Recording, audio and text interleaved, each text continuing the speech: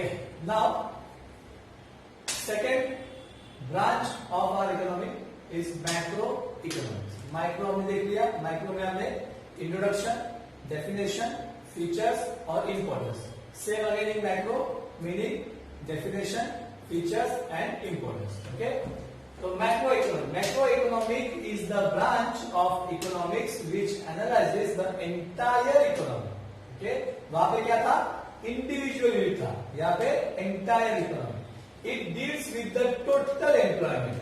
Okay, national income, national output, वहां पे individual था, यहाँ पे national income, national output, total investment, total consumption, total savings, general price level, interest rates, inflation, trade cycles, business fluctuation etcetera. ये सारे के सारे जो प्रॉब्लम्स है, ये जो सारे टॉपिक्स है, हम मैक्रो इकोनॉमी में पढ़ते हैं.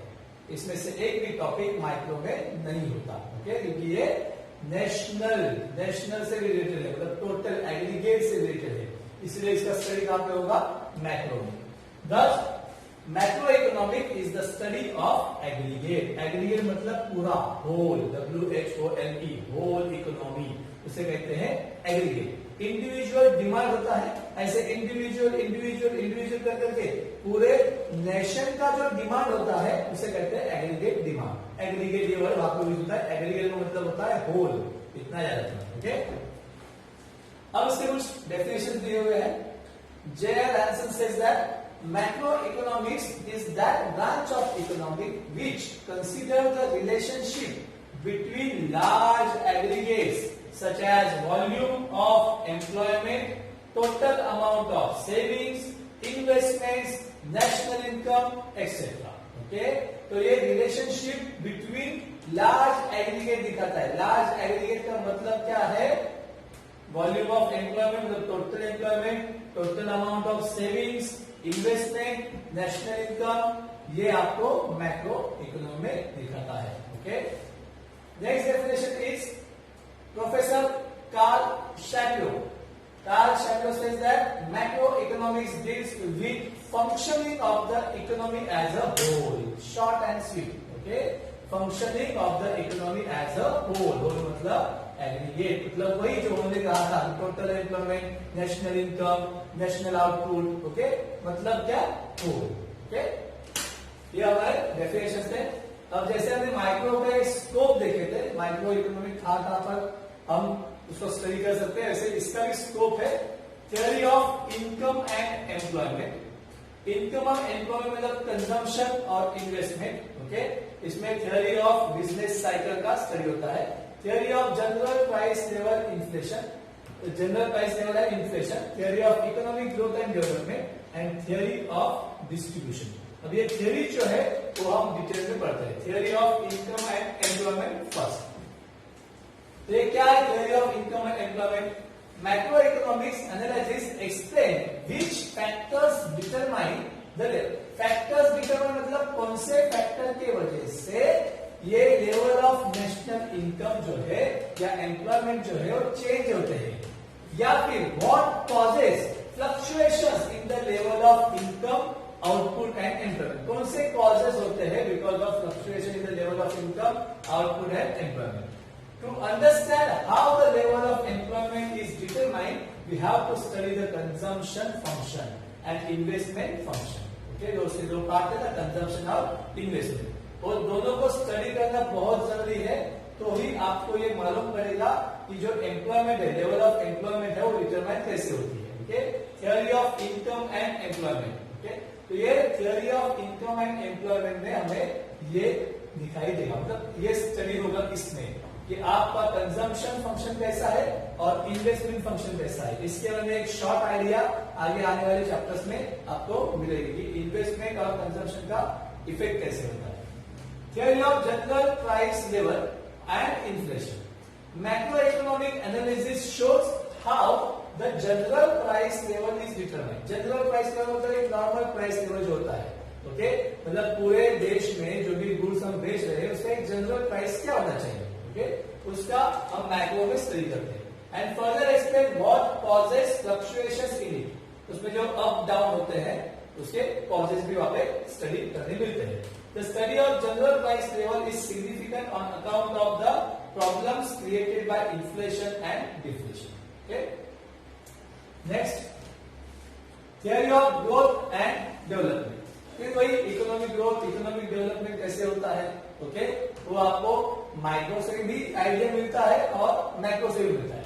Macro economic consist of the theory of economic growth and development. It explain the causes of under development and poverty. It also suggest strategies for accelerating growth and development. ये आपको macro economic growth को accelerate करने के लिए या development fast कैसे हो ये बताने के लिए आपको मैक्रो इकोनॉमिक स्टडी करने पड़ेगी। किसी पर्टिकुलर पर्सन का यानी पर्टिकुलर फर्म का डेवलपमेंट करना है तो फिर माइक्रो इकोनॉमिक देखना पड़ेगा, और पूरे होल इकोनॉमी को अगर आपको बढ़ाना है, मतलब इकोनॉमिक ग्रोथ हमें अगर इंक्रीज करना है या डेवलपमेंट बढ़ाना है तो हमें मैक्रो इकोनॉमिक से हेल्प मिलती है। Okay, next theory is macro theory of distribution. Theory of distribution deals with the relative shares of rent, wages, interest and profit in the total national income. National income में इसका जो share है, वो जो relation है उसका shares का relation जो है वो आपको मैक्रो इकोनॉमी मिलता है। ये रेंट, वेजेस, इंटरेस्ट और प्रॉफिट आपने पढ़ा है। It is the reward of factors of production, और फैक्टर्स ऑफ प्रोडक्शन जितना आप यूज करोगे उतना आपको ये रिवॉर्ड देना पड़ेगा, और ये दोगे तो ही आउटपुट निकलेगा, आउटपुट निकलेगा तो ही सेल बढ़ेगा, सेल बढ़ेगा तो ही हमारा नेशनल इनकम बढ़ेगा। तो ये बहुत इंपॉर्टेंट है ये चारों फैक्टर्स, ये rewards of factors of production, rent, wages, interest and profit. तो इसका जो रिलेशन है तो आपको इस थ्योरी में मिलता है, सीखने के लिए मिलता है। ओके, जैसे हमने माइक्रो के फीचर्स देखे थे वैसे ही मैक्रो की भी फीचर्स है। इसका भी मैंने वो माइक्रो का कैसे बनाते हैं आइडिया दिया था। अब मेरा आइडिया आपके ऊपर मैं जबरदस्ती नहीं करना चाहता हूं, तो इसीलिए आप आपके दिमाग से, अपने हिसाब से आपको जो भी वर्ड्स यूज करना है इसका फर्स्ट यूज करोगे और उससे एक कोड बनाओगे तो भी चलेगा। ये आपका दिमाग लगाओ कि कौन सा कोड भाई आपके लिए इजी हो, तो आप उस कोड को याद रखो और उस कोड से रिलेटेड पॉइंट्स को याद रखना है। ओके, अब मैं यहाँ पे आपको कोड नहीं बता रहा हूँ। ओके, अगर आपको चाहिए मुझसे तो बाद में मुझे व्हाट्सएप कर देना, मैं आपको बता दूंगा, लेकिन मैं ये चाहता हूँ कि आप अपने कोड बनाओगे, आप स्टडी करोगे तो ये अच्छा होगा। ओके, इसमें आपको पॉइंट्स थे, उसमें पहला पॉइंट है स्टडी ऑफ एग्रीगेट्स। ये फीचर्स ऑफ मैक्रो इकोनॉमिक देख रहे हैं, उसमें पहला है स्टडी ऑफ एग्रीगेट्स। वहां पे था स्टडी ऑफ इंडिविजुअल यूनिट, पहला पॉइंट था माइक्रो में। मैक्रो में पहला पॉइंट है इंडिविजुअल यूनिट का अपोजिट क्या, aggregates. Okay, macro economics deals with the study of economy as a whole. Okay, मतलब aggregate. It is concern with the aggregate concept such as national income, national output, national employment, general price level, business cycle. यही words बार बार आएंगे। Micro में individual आता रहेगा, macro में ये आएंगे national income, national output. Okay, ये कॉमन वर्ड्स है तो आपको आसानी होगी वो याद रखने के लिए। तो study of aggregates. Next income theory, वहां पे क्या था, प्राइस थियरी था, यहाँ पे क्या है, इनकम थियरी। दोनों में आप ऐसे एक डिफरेंस करके दोनों के भी पॉइंट्स याद कर सकते हो। वहां पे है प्राइस थियरी, यहाँ पे है income theory. Okay, macroeconomics studies the concept of national income, its different elements, methods of measurement and social accounting. Okay, macroeconomic deals with aggregate demand and aggregate supply. Okay, मतलब whole demand, total demand, national demand and national supply, total supply. It explains the causes of fluctuation in the national income. National income में जो भी up down होते हैं उसके causes क्या क्या है वो हमें macroeconomic बताती है. That lead to business cycles. It means inflation and deflation. Business cycle यही होता है, इन्फ्लेशन या डिफ्लेशन। ओके, प्राइसेस बढ़ना, प्राइसेस कम होना, ये प्राइसेस को इफेक्ट कौन करता है, उसके कॉजेस क्या क्या है, ये सारा स्टडी हमारा मैक्रो इकोनॉमी में होता है, income theory. Okay, next general equilibrium analysis. वहां पे क्या था, पार्शियल इक्विलिब्रियम। ओके, माइक्रो में था पार्शियल इक्विलिब्रियम, यहाँ पे है जनरल इक्विलिब्रियम। तो क्या हम यहाँ पे किसी एक पर्सन की बात नहीं करते, एक सोसाइटी की, एक पार्ट की बात करते हैं, इसलिए यहाँ पे जनरल बोला है। ओके, जनरल मतलब हर एक के लिए। Okay, macro economics deals with the behaviour of large aggregate, वहां पे क्या था, इंडिविजुअल था, यहाँ पे large aggregate and their functional relationship. General economics deals with the behaviour of demand, supply and prices in the whole economy, वहां पे individual था, यहाँ पे होल इकोनॉमी है। डिमांड, सप्लाई और प्राइसेस हमारे पूरे नेशनल इनकम को या फिर नेशनल आउटपुट को या फिर नेशनल प्राइसेस को, जो प्राइस है, टोटल प्राइस है, उसको कैसे इफेक्ट करता है, यह हम मैक्रो इकोनॉमी में देखते हैं। Okay, interdependence, macro analysis takes into account interdependence between aggregate economic variables, जैसे इनकम होगा, आउटपुट होगा, एम्प्लॉयमेंट होगा, इन्वेस्टमेंट होगा, प्राइस लेवल होगा। Okay, etcetera. For example, changes in the level of investment will finally result into the changes in the level of income. Investment में change होगा तो income में चेंज होगा। फिर से मैं बताऊं, macro analysis takes into account interdependence between, interdependence मतलब एक दूसरे के ऊपर depend, okay, between aggregate economic variable, तो such as income, output, employment, investment, price etc. For example, changes in the level of investment will finally result into the changes in the levels of income, levels of output, employment and eventually the level of economic growth. इसका मतलब क्या होता है, example दिया है ये example का मतलब होता है कि अगर आपने लेवल ऑफ इन्वेस्टमेंट को अगर आप इंक्रीज करते हो, लेवल ऑफ इन्वेस्टमेंट मतलब क्या, इन्वेस्टमेंट का मतलब क्या होता है, इन्वेस्टमेंट मतलब खाली बिजनेस वाले जो होते हैं, मतलब प्रोप्राइटर होते हैं वही इन्वेस्ट करते हैं, ऐसा नहीं होता। आप भी छोटी छोटी इन्वेस्टमेंट करते हो, भले आप डायरेक्टली आप बिजनेस में पैसा नहीं लगाते, लेकिन आपका पैसा कहीं ना कहीं पे बिजनेस में यूज होता है। ओके, कैसे, अब आपने समझो फॉर एग्जांपल बैंक में कुछ आरडी बना के रखा है, आप हर महीने में कुछ 500, 1000 बैंक में जमा कर रहे हो। ओके, या आपने कुछ एफडी रखा है, फिक्स डिपॉजिट रखा है, या आपने कहीं दूसरी बैंक की कुछ स्कीम में पैसा आप सेव कर रहे हो। सेविंग से ही इन्वेस्टमेंट बढ़ता है। आपका जो सेविंग्स है ये इन्वेस्टमेंट बनकर हम जैसे बिजनेसमैन को मिलता है। ओके, हम क्या करते हैं, बिजनेसमैन क्या करते हैं, बिजनेस स्टार्ट करने के लिए पहले ढूंढते हैं कैपिटल। अब ये कैपिटल कहां से मिलेगा, उनके पास खुद का पैसा होगा या फिर वो क्या करेंगे, बैंक से लोन देंगे या फिर फाइनेंशियल इंस्टीट्यूशन से लोन देंगे। अब उनके पास पैसे कहां से आते हैं, वही जो आपने सेव करके रखा है बैंक वाले के पास। तो बैंक वाले के पास आपका सेविंग है, आप सोचोगे कि हमारा 1000 से क्या होता है, आपका 1 का 1000, समझो उनके पास 1 लाख कस्टमर है, तो 1 लाख इंटू 1000 सोचो कितने होते हैं पर मंथ। इतना पैसा बैंक के पास, बैंक अपने पास रखती नहीं है, उस पैसे को एज ए लोन वो पब्लिक को प्रोवाइड करती है। तो उसमें लोन के बहुत सारे टाइप्स होते हैं, हाउसिंग लोन हो गया, पर्सनल लोन हो गया, बिजनेस लोन हो गया। तो उसमें बिजनेस लोन की बात करेंगे तो बिजनेस को क्या मिलता है, उससे लोन मिलता है। अब बिजनेस को लोन मिलता है, बिजनेस का फायदा क्या, बिजनेस को जब कैपिटल मिलेगा तो बिजनेस स्टार्ट होगा, बिजनेस स्टार्ट होगा तो वहां पे जरूरत पड़ेगी लेबर की, लेबर की जरूरत पड़ी मतलब एम्प्लॉयमेंट अपॉर्चुनिटी बढ़ गई, मतलब हमारा लेवल ऑफ जो एम्प्लॉयमेंट है वो बढ़ जाएगा। एम्प्लॉयमेंट मिलेगा तो लोग आएंगे, लोग काम करेंगे, लोग काम करेंगे तो वहां पे प्रोडक्शन बनेगा, मतलब क्या मिलेगा, आउटपुट मिलेगा। अब इसी आउटपुट को बाहर हम सेल करेंगे तो बिजनेस के पास पैसे आएंगे, बिजनेस के पास पैसे आए मतलब बिजनेस का इनकम हो गया, वो बिजनेस फिर अपने लेबर को पैसा देगा, मतलब लेबर के पास भी इनकम बढ़ गया। तो इसका मतलब इन शॉर्ट क्या होता है कि आपका ही पैसा घूम फिर के आपको ही वापस मिलता है। It is a cycle. इसमें अगर एक भी कड़ी जो बोलते हो कड़ी टूट गई तो ये साइकिल इनकम्प्लीट रहेगी और हमारा क्या नहीं हो पाएगा, इकोनॉमिक ग्रोथ।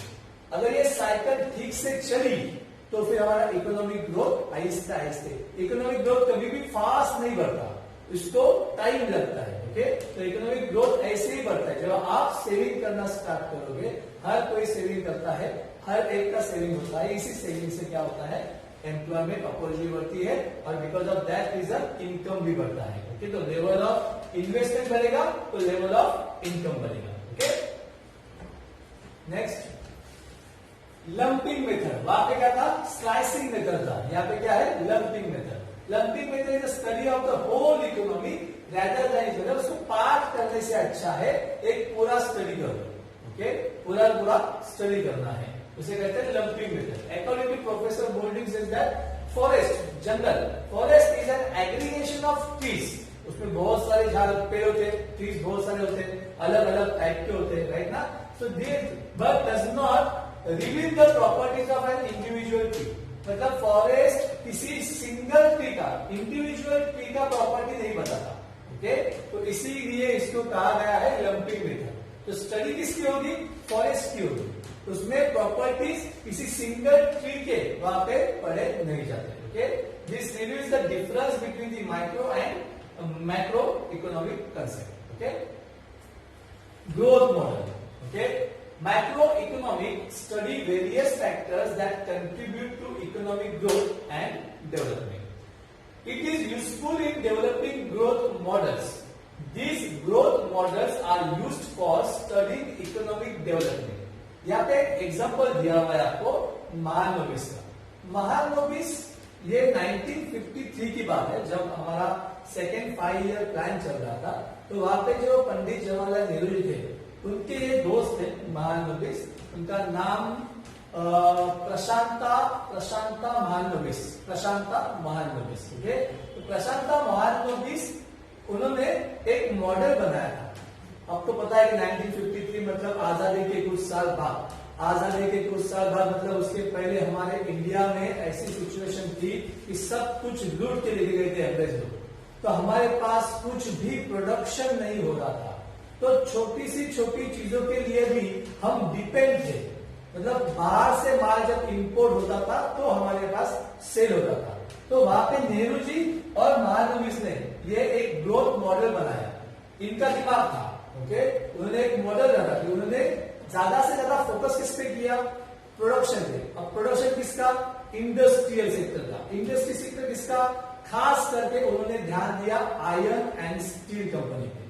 अब ये आयरन एंड स्टील कंपनी क्यों, उनका प्रोडक्शन क्यों, छोटे छोटे बिजनेस वहां पे थे, तो उनको छोड़ के उन्होंने इस इंडस्ट्री पे ज्यादा फोकस किया, क्योंकि ये जो आयरन या स्टील जो बहुत इंपॉर्टेंट चीजें है, किसी भी प्रोडक्शन के लिए हमारे पास मशीनरी होना बहुत जरूरी है, और ये मशीनरी बनती कहां से है, आयरन और स्टील से। और ये आयरन स्टील कंपनी हमारे इंडिया में उस समय में नहीं थी, हम वो माल इंपोर्ट करते थे, and because of that reason हमारा प्रोडक्शन कम होता था और जो ग्रोथ रेट था वो बहुत डाउन था। अब उस पे सॉल्यूशन उन्होंने ये निकाला कि हम ज्यादा से ज्यादा इंडस्ट्री कौन सा ओपन करेंगे, आयरन एंड स्टील इंडस्ट्री। तो उस पर फोकस किया, आयरन एंड स्टील इंडस्ट्री को हमारे इंडिया में डेवलप किया। उससे क्या हुआ, आयरन एंड स्टील का प्रोडक्शन होने के कारण मशीनरीज बनना स्टार्ट हुए। मशीनरीज बनने के कारण छोटे छोटे जो बिजनेस है वो बिजनेस भी वहां पे डेवलप होने स्टार्ट हुए। अब इसका एक रिजल्ट ऐसा हुआ कि इकोनॉमिक ग्रोथ बढ़ने लगा, इसीलिए उस मॉडल को कहते हैं महालनोबिस ग्रोथ मॉडल, ओके। इसका अगर डिटेल स्टडी करना है तो गूगल कर सकते हो, क्योंकि बुक में तो खाली एक एग्जांपल देके छोड़ दिया है। इसके ऊपर डिटेल आइडिया चाहिए तो मुझे एक आधा घंटा जाएगा उस पूरे मॉडल को एक्सप्लेन करने में, मतलब उस मॉडल को क्यों बनाया, वो आयरन इंडस्ट्री भी क्यों ली, उसका इफेक्ट क्या अच्छा हुआ, कितना बढ़िया हुआ, उसको आगे कैसे फॉलो किया गया, ये पूरा उस महालनोबिस ग्रोथ मॉडल में आपको मिलेगा। इसीलिए उनका एक एग्जांपल अभी लेके रखा है, ओके। तो इकोनॉमिक ग्रोथ मॉडल, तो उसमें general price level, determination and changes in general price level and studied in macro economics.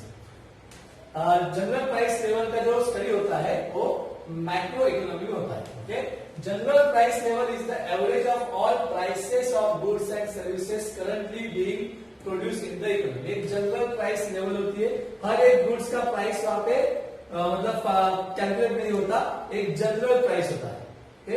एक जनरल, फॉर एग्जांपल परसेंटेज कैसे होते हैं, वहां पे हर एक सब्जेक्ट के परसेंटेज नहीं पूछते, एक टोटल ओवरऑल परसेंटेज कितना होता है, बस वैसे ही यहाँ पे हर एक गुड्स का प्राइस पहले ही होता है, एक जनरल प्राइस लेवल यहाँ पे फिक्स होता है, इसलिए उसको कहते हैं जनरल प्राइस लेवल। वहां पे था price theory, okay. Policy oriented, according to Keynes macro economic is a policy oriented science. Macro economic में पूरे एक पार्ट का स्टडी होता है, पूरे होल इकोनॉमी का स्टडी होता है, तो वहां पे कुछ पॉलिसीज बनना बहुत इंपॉर्टेंट होती है, इसीलिए उसे कहते हैं policy oriented. It suggests the suitable economic policies to promote economic growth. Generate employment, control of inflation and depression etcetera. तो यहाँ पे एक पॉलिसी बनाई जाती है, जैसे फॉर एग्जाम्पल एक बजट का एग्जाम्पल ले सकते हैं। हर साल एक बजट बनता है। बजट मतलब क्या होता है? Future planning. ओके, फ्यूचर में कौन से प्राइसेस बढ़ने वाले हैं, कौन से प्राइसेस कम होने वाले हैं, या फिर क्या क्या डेवलपमेंट होने वाली है, हम इकोनॉमिक ग्रोथ को कहां तक लेके जाएंगे, ये सब बनाना मतलब क्या होता है? प्लान होता है। इसलिए उसको कहते हैं policy oriented study. Macro economic क्या है? पॉलिसी ओरिएंटेड स्टडी है। ओके।